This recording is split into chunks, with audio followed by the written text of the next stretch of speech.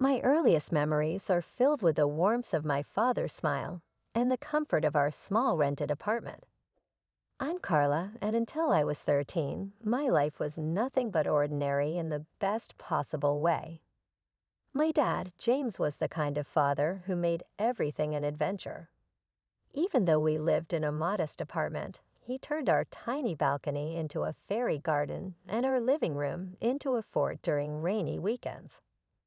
Mom Sarah was different, more reserved, always dreaming of a bigger house and a grander life. But back then, their differences seemed to balance each other out perfectly. "Carla, sweetie, would you like to spend the weekend at Grandpa's?" Mom would often ask, and I'd jump at the chance. Not because I didn't want to be home, but because Grandpa Richard's house was like a second home to me. It was this beautiful two-story Victorian with creaking wooden floors and endless corners to explore. "Your mother needs her alone time with your father," Grandpa would explain with a knowing smile when I'd arrive at his doorstep. "And I need my time with my favorite granddaughter." I was a perceptive child, more than the adults around me realized. I understood that Mom sometimes needed space, that she and Dad had their own relationship to nurture. It didn't hurt me. If anything, it made me feel mature. Plus, those weekends with Grandpa were precious. He'd tell me stories about Dad's childhood, teach me about managing money. He was a retired bank manager, and make the best pancakes in the world.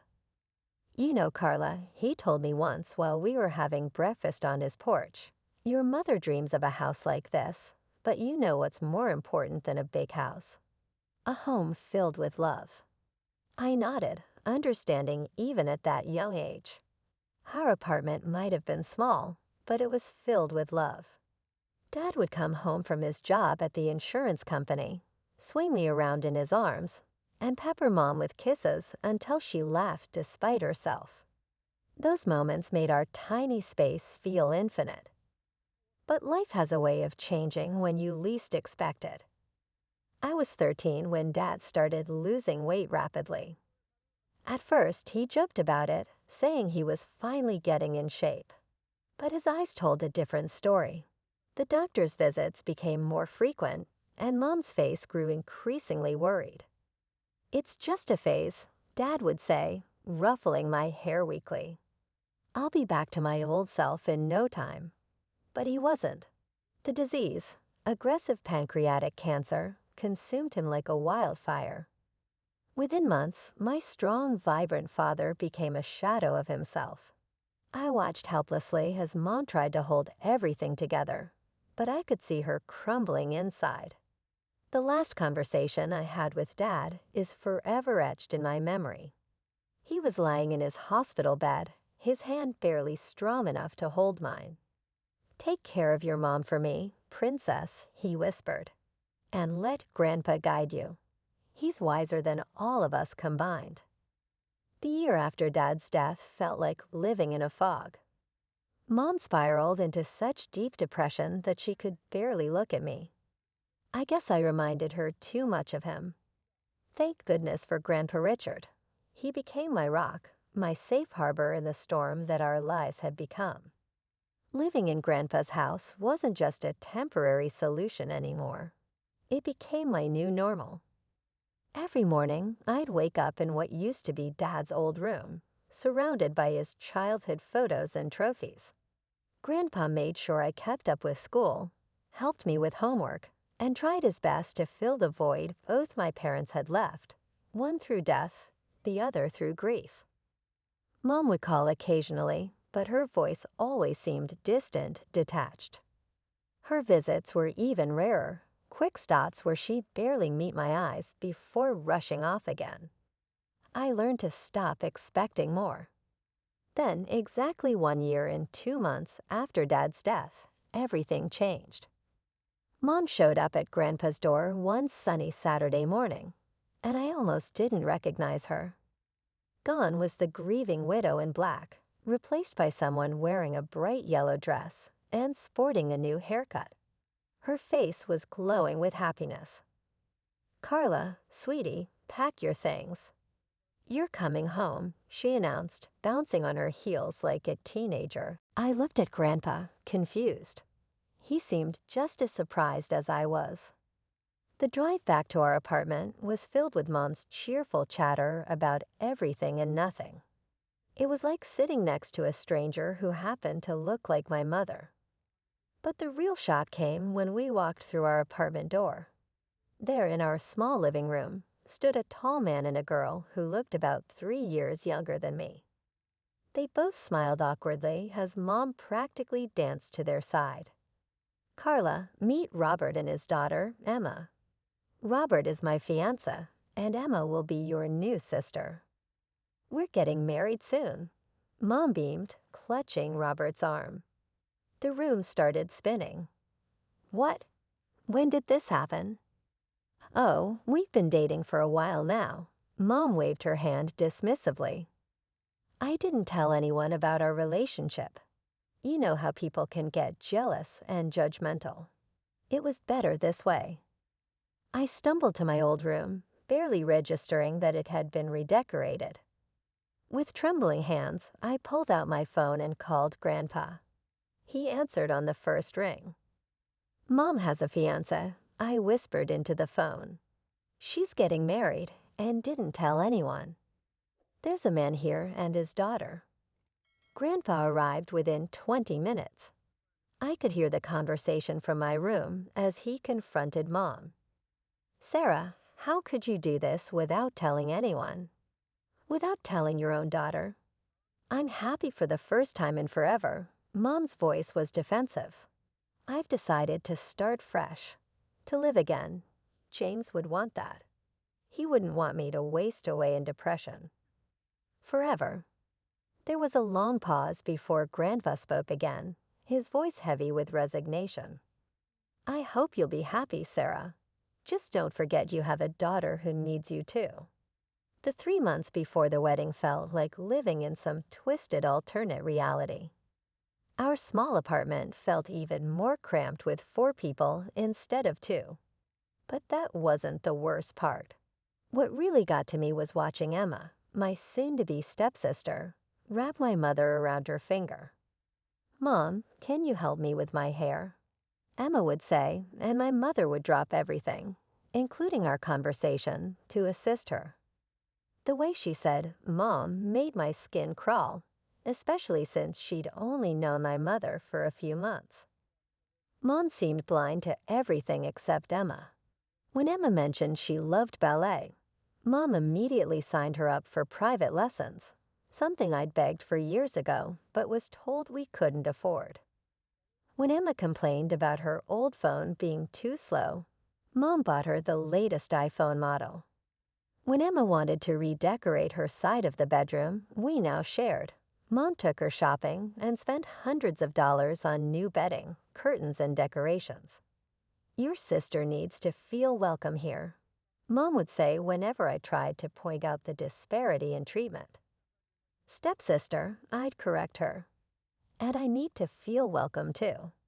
She'd just shake her head and walk away. The wedding day itself was a modest affair at a local venue, but Mom glowed with happiness. I stood there in my bridesmaid dress, watching as she fussed over Emma's hair and makeup, barely sparing me a glance. Throughout the ceremony and reception, Mom kept Emma close, holding her hand, introducing her to everyone as my beautiful daughter. I might as well have been a waitress for all the attention I received. Grandpa gave them a check for $5,000 as a wedding gift, a generous amount by any standard. But I overheard Mom's reaction when she cornered him by the restrooms. "Really, Dad? A check?" she hissed, her face flushed from champagne and anger. "I was counting on you giving us your house. We're a proper family now. We need the space. That apartment is too small for 4 people." Grandpa remained calm, though I could see the disappointment in his eyes. "Sarah, you're rushing everything. First the sudden engagement, now this. That house isn't just property to be handed over on a whim. Besides, it's where Carla spends half her time now." "Oh, so that's it." You're playing favorites now. No, I'm being practical, and maybe you should be too. I slipped away before they could notice me, but the conversation haunted me. My mother had changed so much that I barely recognized her anymore. She created this new perfect family in her mind, with Emma as the star child and Robert as the ideal husband. There didn't seem to be any room left for me. So I did what any unwanted person would do. I spent more and more time at Grandpa's house.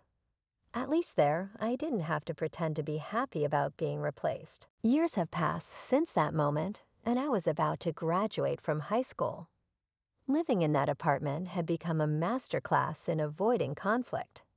I'd learned to be quiet, to take up as little space as possible, to spend most of my time either in my room or at Grandpa's. One evening, during our weekly family dinner, another exercise in pretending we were one big happy family, I decided to share my plans for the future. I've been accepted to State University, I announced, trying to keep my voice steady. I want to study finance and business management. The silence that followed was deafening. Mom put down her fork, exchanged a look with Robert, and cleared her throat. Actually, Carla, I think it would be better if you started working after graduation. College isn't necessary for everyone. I stared at her, bewildered. What are you talking about? Dad set up a college fund for me before he died. He always wanted me to get a higher education. Mom shifted uncomfortably in her chair. About that fund, Robert and I have been talking, and we think it would be better to save that money for Emma's education. She's incredibly talented, you know. Top of her class and everything. She'll need a good university education to reach her full potential. Robert nodded sagely. She's shown remarkable aptitude in her studies. It would be the right thing to do. Carla, you could work for a few years, save up, and then go to college if you still want to. I felt like I'd been punched in the stomach. The college fund, the last gift my father had arranged for me, they wanted to take that too. That money is mine, I said, my voice shaking with anger. Dad left it specifically for me. Education, you can't just give it to Emma. Don't be selfish, Carla. Mom's eyes filled with tears. Emma is your sister. Stepsister. I stood up so quickly, my chair falling backward. And that money is the last thing I have from Dad. You've given her everything else. My room, your attention, your love.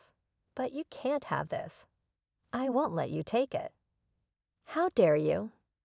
Mom was crying now, but I could see the manipulation in her tears. After everything we've done for you, Emma needs what about what I need? What about what Dad wanted for me? The argument ended with a door slamming and tears, mostly Mom's, as she wailed about my selfishness. After that night, the apartment became even more hostile.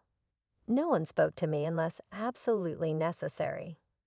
Emma would smirk whenever she passed me in the hallway, and Robert wouldn't even look in my direction. When graduation day came, I wasn't surprised to find only Grandpa in the audience.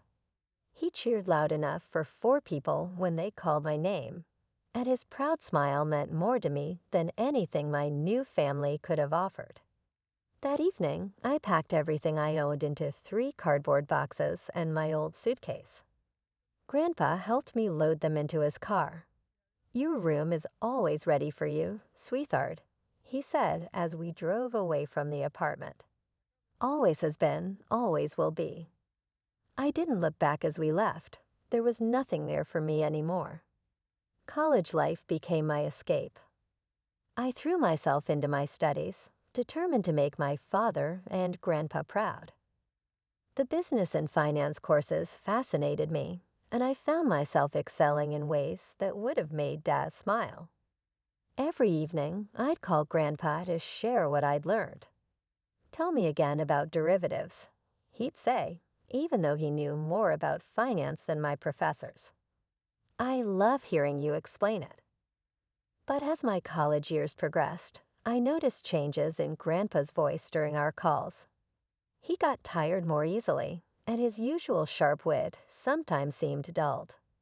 During my visits home, I caught him wincing when he stood up or rubbing his chest when he thought I wasn't looking. "It's just age catching up with me," he'd say whenever I asked about his health. "Nothing to worry about, sweetheart." But I did worry. I started calling him twice a day instead of once, and I'd drive home every weekend I could, not just on holidays. We'd sit in his kitchen, drinking tea and talking about everything and nothing, just like we used to.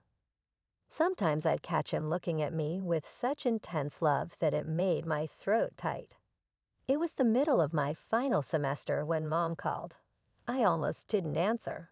It was the first time she called in 4 years, but something made me pick up.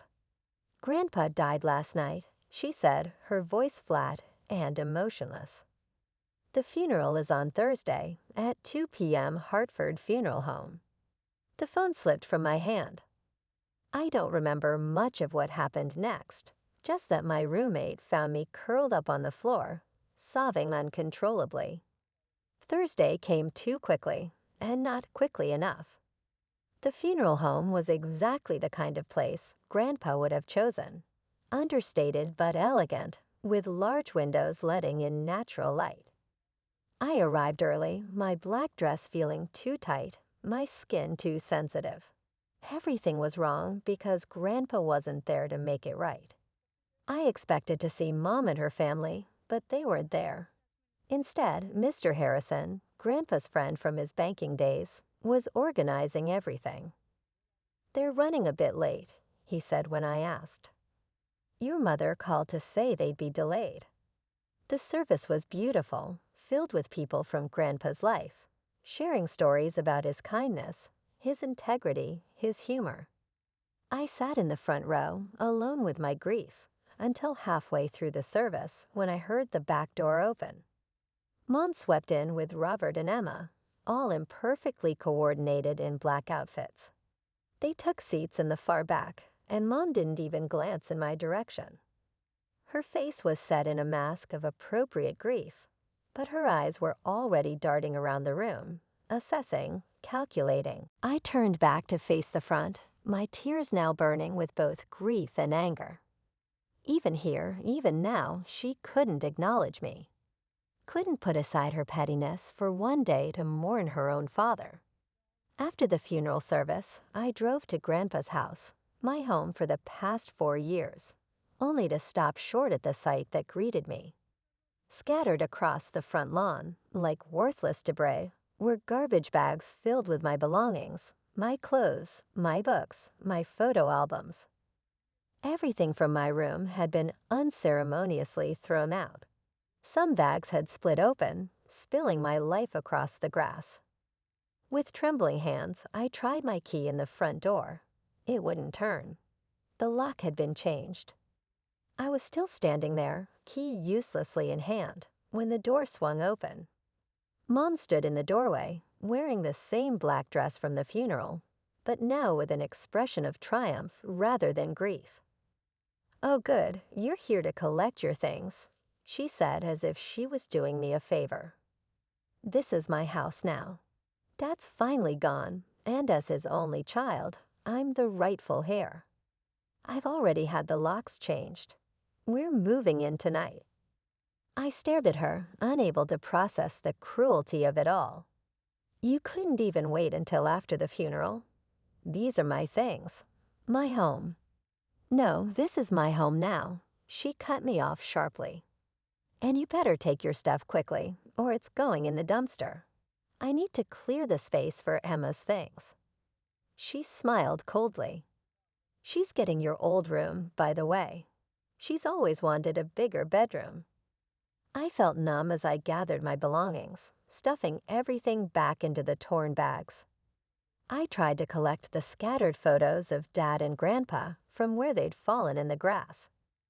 My mother stood in the doorway the entire time, watching me like a security guard, making sure I didn't try to steal anything.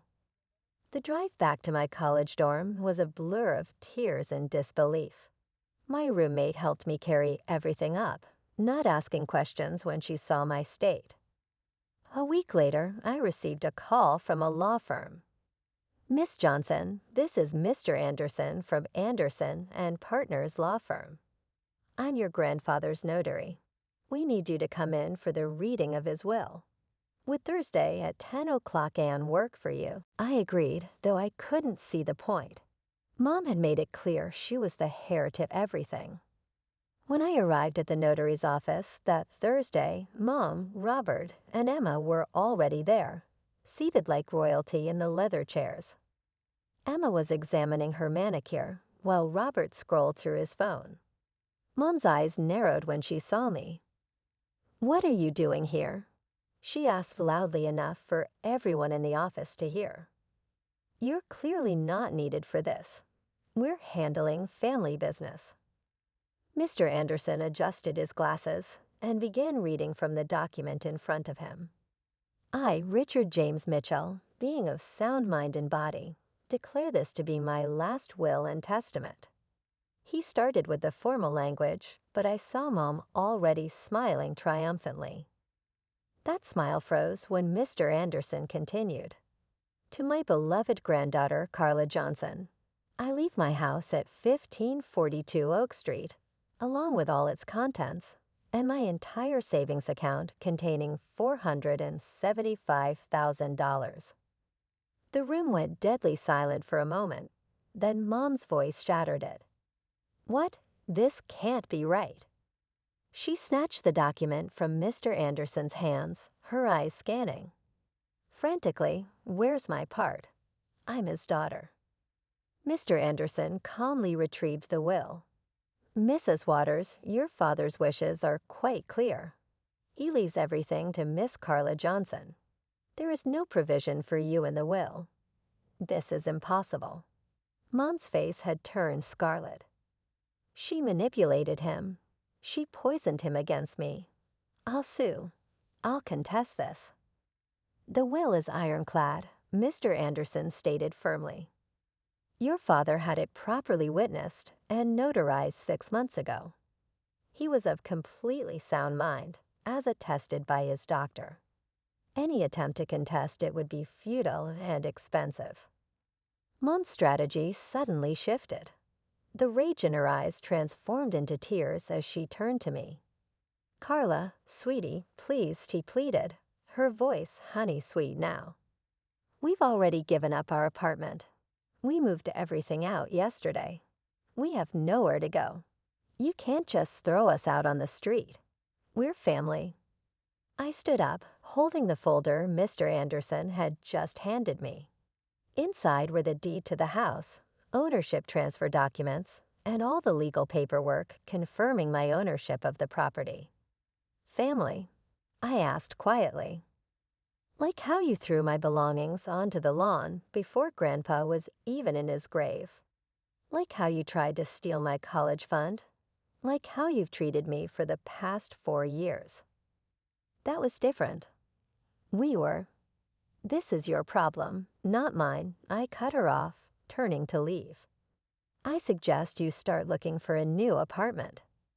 I drove straight to Grandpa's house, my house now, but I couldn't get in. I pulled out my phone and called the locksmith, explaining the situation. When he arrived, I showed him my freshly notarized ownership documents.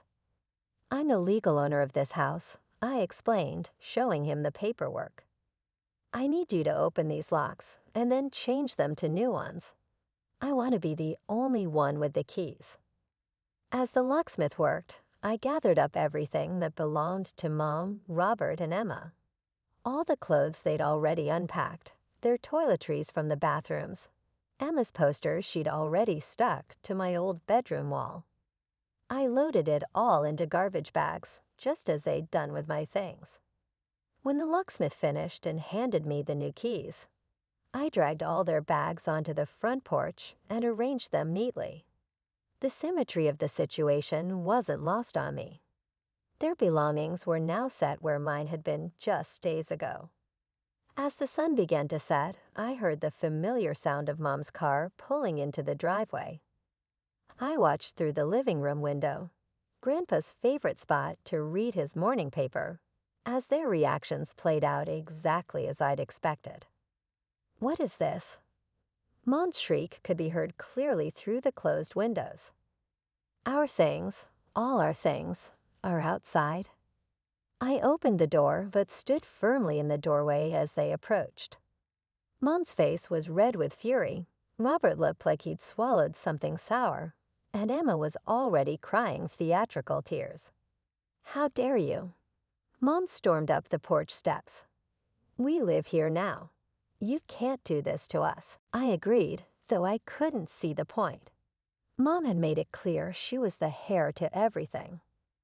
When I arrived at the notary's office that Thursday, Mom, Robert, and Emma were already there, seated like royalty in the leather chairs. Emma was examining her manicure while Robert scrolled through his phone. Mom's eyes narrowed when she saw me. "What are you doing here?" She asked loudly enough for everyone in the office to hear. "You're clearly not needed for this.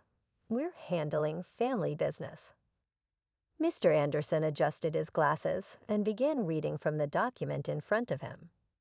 "I, Richard James Mitchell, being of sound mind and body, declare this to be my last will and testament."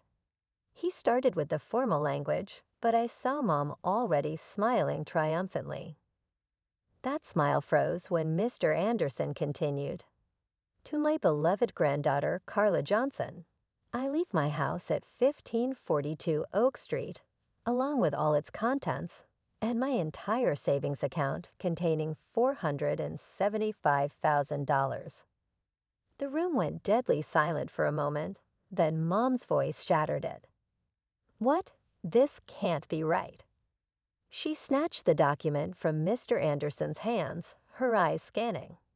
Frantically, "Where's my part? I'm his daughter." Mr. Anderson calmly retrieved the will. "Mrs. Waters, your father's wishes are quite clear. He leaves everything to Miss Carla Johnson. There is no provision for you in the will. This is impossible." Mom's face had turned scarlet. "She manipulated him. She poisoned him against me. I'll sue. I'll contest this." "The will is ironclad," Mr. Anderson stated firmly. "Your father had it properly witnessed and notarized 6 months ago. He was of completely sound mind, as attested by his doctor. Any attempt to contest it would be futile and expensive." Mom's strategy suddenly shifted. The rage in her eyes transformed into tears as she turned to me. "Carla, sweetie, please," she pleaded, her voice honey-sweet now. "We've already given up our apartment. We moved everything out yesterday. We have nowhere to go. You can't just throw us out on the street. We're family." I stood up, holding the folder Mr. Anderson had just handed me. Inside were the deed to the house, ownership transfer documents, and all the legal paperwork confirming my ownership of the property. "Family?" I asked quietly. "Like how you threw my belongings onto the lawn before Grandpa was even in his grave. Like how you tried to steal my college fund. Like how you've treated me for the past 4 years. That was different. We were. This is your problem, not mine," I cut her off, turning to leave. "I suggest you start looking for a new apartment." I drove straight to Grandpa's house, my house now, but I couldn't get in. I pulled out my phone and called a locksmith, explaining the situation. When he arrived, I showed him my freshly notarized ownership documents. "I'm the legal owner of this house," I explained, showing him the paperwork. "I need you to open these locks and then change them to new ones. I want to be the only one with the keys." As the locksmith worked, I gathered up everything that belonged to Mom, Robert, and Emma. All the clothes they'd already unpacked, their toiletries from the bathrooms, Emma's posters she'd already stuck to my old bedroom wall. I loaded it all into garbage bags, just as they'd done with my things. When the locksmith finished and handed me the new keys, I dragged all their bags onto the front porch and arranged them neatly. The symmetry of the situation wasn't lost on me. Their belongings were now set where mine had been just days ago. As the sun began to set, I heard the familiar sound of Mom's car pulling into the driveway.